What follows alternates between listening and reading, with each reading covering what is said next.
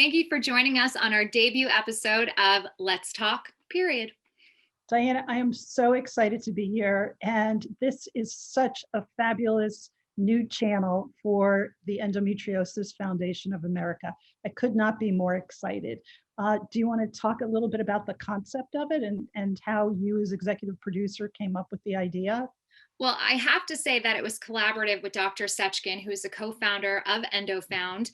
Um, I have been a patient of Dr. Sechkin, and we would always talk about current events and also the endometriosis community and how they were being served and also how they weren't being served. And Dr. Sechkin said, I always envisioned a platform where the endo community can come together and have a larger discussion about this illness and about other health issues that are related to a female's body and individual's body.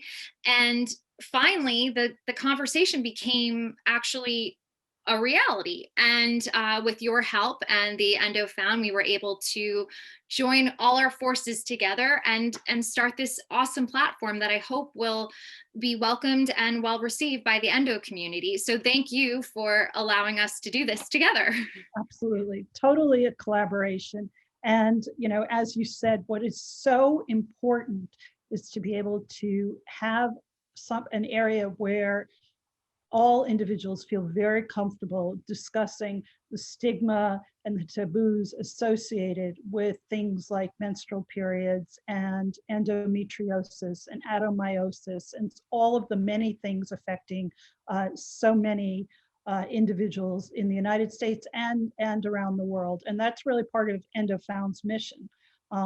Endofound, which is what we love to call it, is really the leading organization to try to bring awareness and education to the community in the United States, as well as the global community. We're excited to be a part of that as well. And it's really, as we said, about breaking down stereotypes, stigmas, taboos, and really trying to improve awareness, improve education, advocate in various state and federal levels, as well as doing research and literally supporting innovative research that will someday lead to better diagnostics and better treatments, which is so important. Margaret, you mentioned about the taboos that are related to menstrual health and the menstrual cycle. You joined the organization a little over a year ago as executive director and took the helm. Was endometriosis a new landscape for you to learn that there was still, in this day and age, a taboo around a person's period? I was so shocked. I came from the cancer world. That was my background as a nonprofit in the cancer community. And, there's a similar journey a little bit to endo and cancer in that, I remember in my mother's generation, you didn't say the C word and it wasn't talked about. And it really, oh my God, he's got the C, and you didn't want to say it because you were afraid that that meant, bad luck or something. And so I remember that about cancer, so many, that was, 50 years ago. And so now I look where endometriosis and period health have come. And while I see an improvement, I'm still shocked at the amount of stigma surrounding it, and that it's still not talked about, in so many different communities worldwide, as well as, with various doctors who don't understand necessarily. It's shocking to me, the things to look for in case someone does have, let's say, endometriosis when they have their period, especially, or someone who has other symptoms that may not just be, quote, that's your period, therefore you should suffer. And so it's incredible to me. And I think the biggest thing when I started were the statistics, that they really were so unsettling to me, which was one of the reasons why I was so excited to take the job, because we have to do better. So the fact that there are 200 million women and individuals in the United States affected by endometriosis is shocking to me. Just think about the missed school, the missed work the missed social engagements that all of these individuals have because of suffering with this debilitating pain that they have with endometriosis. And then add to it that layer of not being understood by the medical community. You have 7 to 10 years, that long, to be able to finally get an accurate diagnosis. Well, if you're a young girl and you're 14 years old and you don't understand what's going on, that means you have this pain, and everyone tells you, oh, it's your period, just go ahead and suffer. For another, maybe in your 20s, you may find the right doctor. That's ridiculous. That's just too long. And we have to do better. And not to mention what kind of damage that could do emotionally and psychologically, but also the financial cost going to doctor to doctor to doctor, and the way, especially the health care system is in the United States.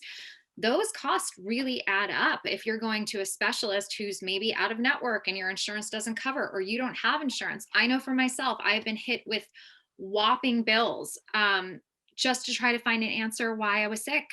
So it's one of those diseases that I say it's one of the most perplexing and also one of the most infuriating, because so if you get everyone in a room and you see it's 1 out of 10 individuals, that's a big portion. And to not have the advancement of medical care, to not have the awareness, to not even be close to a cure is really, really, It's it's frustrating. frustrating. It's super frustrating. And that's why I think it's key that as you are doing work with the Endofound, there's a lot of pillars that you're moving forward in terms of advancing and progressing for the disease. And can you talk about some of those things that you're doing currently? Yeah, thank you, Diana. Really, we like to think that there are, as you mentioned, 4 pillars for the foundation. So the first one, the most important one, is creating awareness. And I will say that, just in a short time, really, the foundation started back in 2009 because of a patient, Padma Lakshmi, and Dr. Tamer Seshkin. And they realized, particularly, and that Padma could use her celebrity voice to start to bring awareness. And so the foundation was formed to do just that, to bring awareness both to the endometriosis community, to bring to doctors, to bring it to patients, so that people could at least start talking about it. And I think they've made tremendous progress, in the 11, almost 12 years of the foundation, but there's still so much more to do. So another really big area for us is education. And we do that really at 2 levels. One is we do it at the scientific level by hosting and joining with other organizations from around the world to do medical conferences. And that is an opportunity for doctors, physicians, researchers, scientists to come together and discuss what are some of the areas that still need to be do a better job of, such as why is there reoperative endometriosis? That's a topic that we just did on January 15th and 16th, where we hosted numerous researchers and physicians from around the world to discuss, well, if you've had one surgery, why do you have another? So the topic was about reoperative and how we could do better for that. That's just an example. But then at the same time, we're also going to be hosting another medical conference during Endometriosis Awareness Month, which is March. So on that level, we've been doing that now for 11 years. Very important for the global scientific community to come together. The other area that we are really focusing on is we think it is critical that adolescents and young women get educated about what to look for of the signs of endometriosis. And we do that through our Empower program.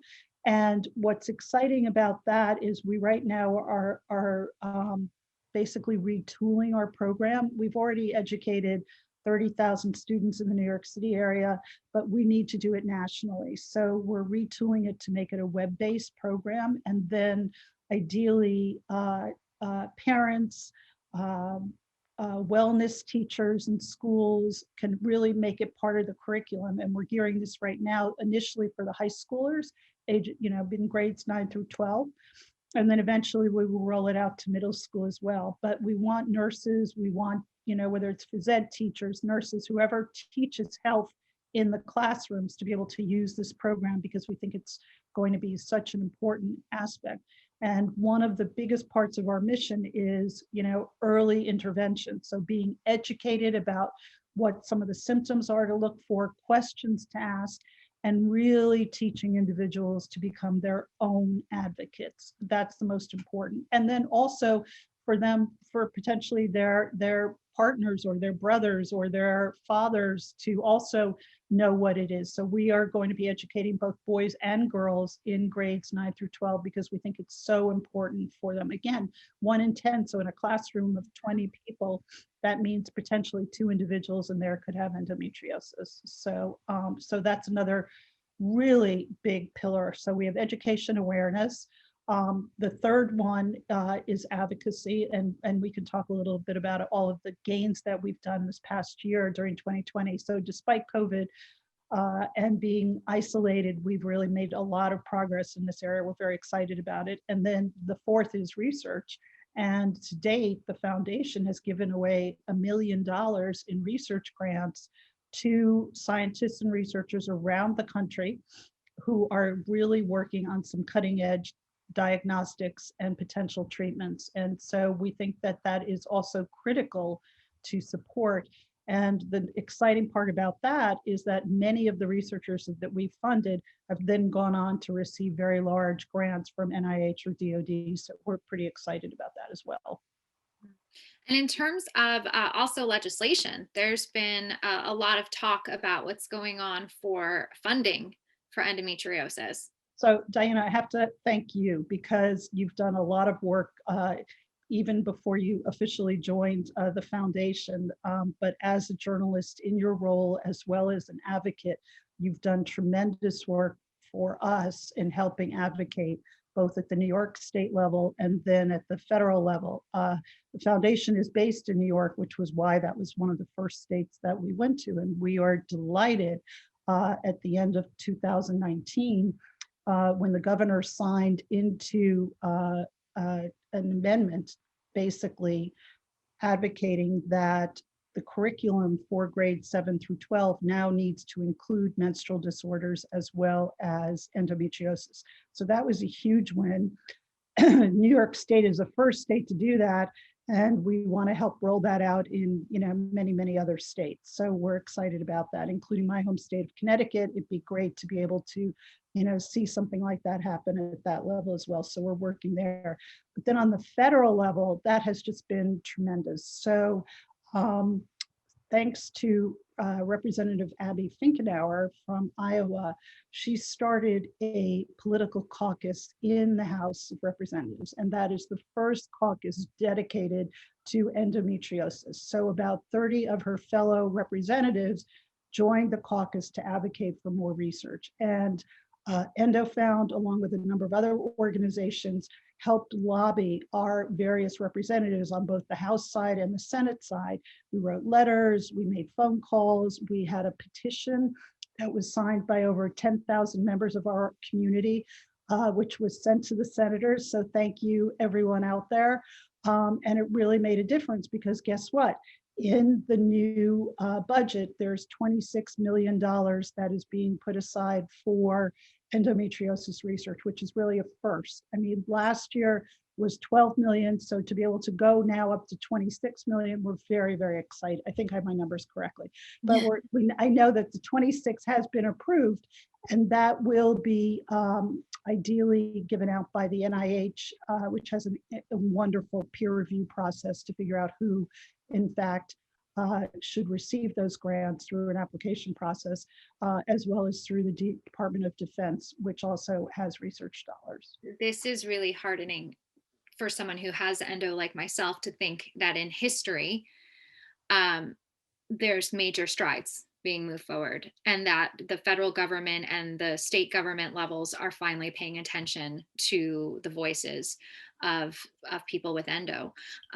That's, for me, there's so much hope in that, and there's so much inspiration that there could possibly be, I don't want to get too excited, that there could possibly be a cure in our lifetime, which is just like, again, it's just makes you hopeful when you have those days and nights where you feel like, oh my gosh, I can't move. I'm in so much pain. It's just unrelenting to think that there are people working on your behalf to make you feel better.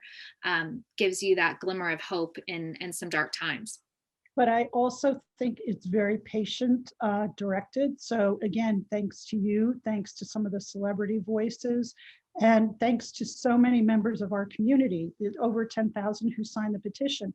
These, your voice can make a difference, and I think that's what that's showing as well. And I think in the community working together for something like that to get the research passed, I was really honored to be a member and work with my fellow organizations to make something like that happen, because I think it's so important for us to bring our voices together. And I think that that is really the only way. Representative Finkenauer had endometriosis, and for her to stand there on the floor in Congress, talking about her experience is tremendous. And so that's the kind of advocacy, that's the kind of voice that we need. But we also, need everyday patients to speak up and to advocate for themselves. And that's really something that we really try to teach through many of our programs as well. Mhm. And I do think that the endo community has faced some hurdles. There's a little bit of infighting, and none of that is really productive. It doesn't help us move forward. Any kind of toxicity towards an illness that already has enough to fight in terms of just the disease itself. I know for me, my goal is for inclusion, unity, that if there has to be a conversation, it's done with respect towards each other, even if there's a differing of opinions. I know that's a goal for many of us in the community. But Margaret, how do you see that goal being achieved, and how are you working towards that at the foundation? So as part of my initial work in setting up a strategic plan for the organization, part of that was really to reach out to many of the different organizations and figure out how we could work together. And I think that's the only way, is for our voices to come together. And I think this research bill that was passed in Congress is an excellent example of where all the different voices came together. So I think the more that we can do that, the more we can speak to each other, with each other, and then advocate as a community is incredibly important. We also have a number of partnerships that we're thrilled. We're putting them up on our website, of many different voices and many different organizations that we want to work together with. We have done a lot of work on our resource pages this past year to really focus on many different members of the community and try to be as inclusive as possible, because different members of our community, different groups within our community have different experiences, and we need to be able to advocate for all of them. And I think the final thing is also for us to be working globally, because it's a global issue. And so I'm delighted that in March, again, Endometriosis Awareness Month, we are hosting, along with ISGE, which is an international organization, a medical conference that's going to be available in 3 different time zones. So it's basically a 24-hour medical conference. And we are going to be hosting the patient channel of that conference. And so that's on Saturday, March 20th.